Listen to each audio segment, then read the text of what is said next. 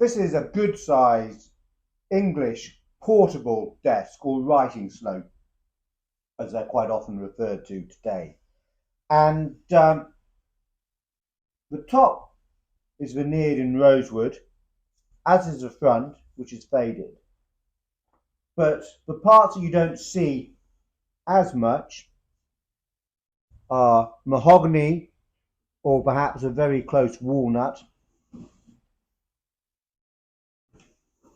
And so you've got mixed woods going on here. But also you can see that it's really quite decoratively inlaid with brass.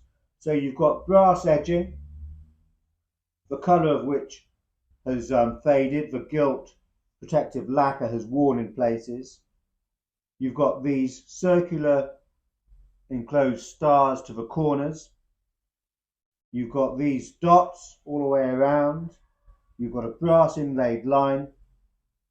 You've got a crown motif in the middle here with another dot and a shaped cartouche. And for our taste,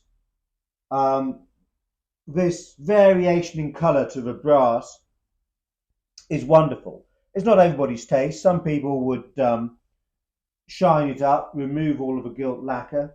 That's up to them. But to our taste, this has got character and it shows its age, shows that it's lived a life. And this is a good size slope. But it's quite interesting for the labels to the inside. And they're not for a maker, they're for a seller. We'll get on to that in a minute. Let's show you the rest of the box. So you've got a drawer to the side with nice earlier handles. The slope opens as you would expect. You pull out a pin here, as you might expect, and the drawer comes out. It's a plain drawer, no dividers or fittings in there.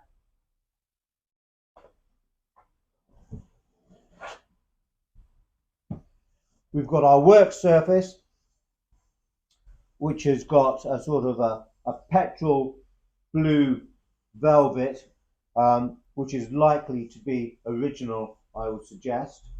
And we've got our desk tidy area to the top. We've also got these two brass fitted holes here, and those originally would have been for two little brass candle sconces which would have sat in there so you could have light while you're working. They're missing. It's not uncommon with writing slopes for those to go missing. We have had one or two in the past which have kept them, but it's more often than not that they're missing. So we've got space for a couple of inkwells, one on each side. We've got some little compartments here.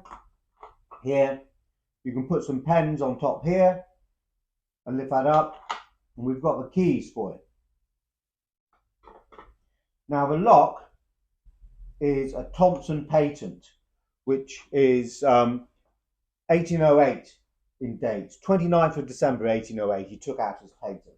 He was a Birmingham manufacturer. Birmingham, of course, very well known for its metalwork, its brass.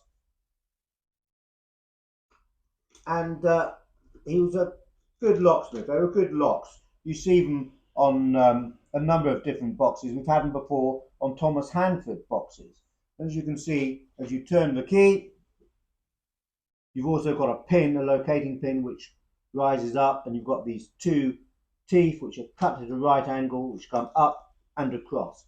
And the pin, the lock rather, you might not be able to see it, is marked GR patent, Thompson patent, to the middle there. Well, like a lot of writing slopes, this one, of course, has got its secret drawers, and they're located exactly where you might expect. So you've got an extra lock to this top half here. You can see at some point this board has worn and a little patch has been put in there just to make it stronger. So when we're looking to open these secret drawers, we know it's in here. They normally always are. You're feeling for pressure points. We know the spring is on this side. We can feel it's on this side rather than this side. So we know it's going to be located probably somewhere around here. If not, it might be in one of these holes. You take your pin out, you push it down, release it, or you open the lock and you push the pin through to release it. Not the case on this one. There's no pressure points here that you can squeeze, but if you lift up the divider, there you go, out it pops. Let's do that one more time, just to show you.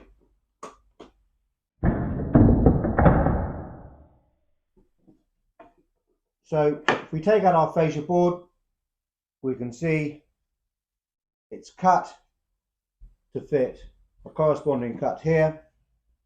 We've got a brass fitting and a spring here to load it against this spring here, which is released by lifting up the divider, and that tooth there just fits in to this little hole which has got a brass plate to the bottom. We've got 4 drawers, all beautifully made, nice mitered joints to the corners, rosewood veneer, turn knob handles. They're all numbered from 1 to 4, probably by the cabinet maker. But if you look underneath there, you can probably just see some ink which has spilt and crept through the wooden joints just to the bottom of the drawer lining. Also look at the back and side of the drawer. Not to the interior of the drawer, which suggests the drawer was out when that probably happened. So we'll just put that back, and that's just a question of squeezing and it locks.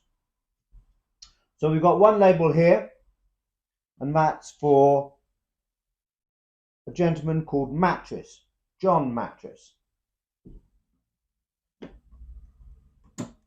If we open up the top section, we've got 2 little brass locking slide bars here, a tab here, we can just lift it up, and we've got another label here. So let's come in a little bit closer and you can have a good look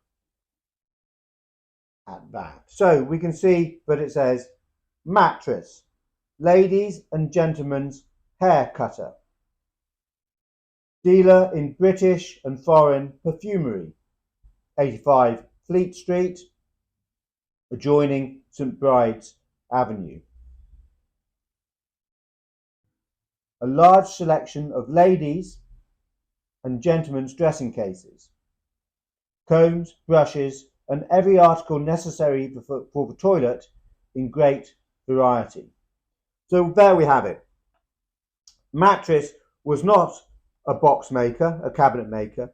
He was a hairdresser, but he also sold a number of items associated with looking after yourself and your toilet in his shop. A good way of making extra money.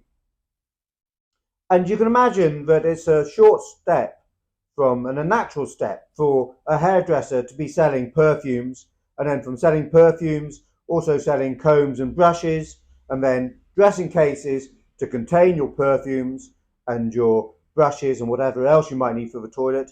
And if you're selling dressing cases, well, why not also sell writing slopes? You're probably buying them from the same maker. And of course, he was located on 85 Fleet Street. Well, the Strand, where a number of different box makers were located, when it continues, it turns into Fleet Street. So he wasn't too far away from a number of makers. Thomas Hanford, who you may remember we mentioned, also used Thompson locks, was located at 2 or 3 different addresses in his career on the Strand. So what do we know about Mattress? Well, the first entry we found for him is in a London directory of 1800, And I'm pretty sure it's got to be the same guy because the name is spelt differently. The name is spelt Matirris, but he's at the same address, 85 Fleet Street. Well, sometime between 1800 and 1823, the next directory we've got him listed in, the name has become anglicised, perhaps to try and fit in a little bit more. And we've got a more British spelling of mattress. I think it's got to be the same guy. I'd be very surprised if it isn't. Well, at some point between 1832 and 1839, Mattress's address changed from 85 Fleet Street to 84 Fleet Street. So we're beginning to build up a timeline of addresses. We've got the Thompson patent lock, which was patented in 1808. It's also got GR on it for George Rex. So that gives us a starting point. We know that the name had changed by 1823. That gives us another starting point. And we know that between 1832 and 1839, the address changed from 85 to 84 Fleet Street. So we can take a good stab at the guess of being round about 1830 from those guidelines. By 1841, Charles Mattress, who was born in 1811 and was likely John Mattress's son, had taken over the business, and he continued running it for another 10 years until his death in 1851. So let's sum this box up. It's a good size British writing slope with a patent Thompson lock. It's made of rosewood and mahogany or very close looking walnut. Lots of brass inlay work to it. Retailed by Mattress. It might have been made by a maker close by, possibly Thomas Handford, who used the same locks, but that's a little bit of a leap. We haven't got anything to conclusively prove that, and there were a lot of box makers in the area.